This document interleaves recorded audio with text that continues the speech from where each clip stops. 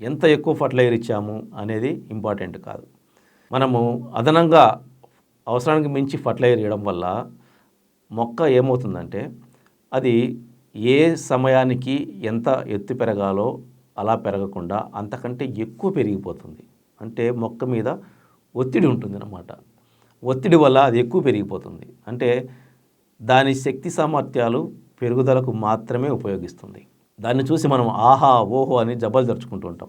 పక్కన వాళ్ళేమో బెంకమొహం వేసుకొని చూస్తూ ఉంటారు. అబ్బా విడిదేది ఇంతగా పెరిగిపోతుంది, నాదేమో పెరగట్లేదని. ఇది మన దగ్గర ఉన్నటువంటి ఒక మానసిక జబ్బు.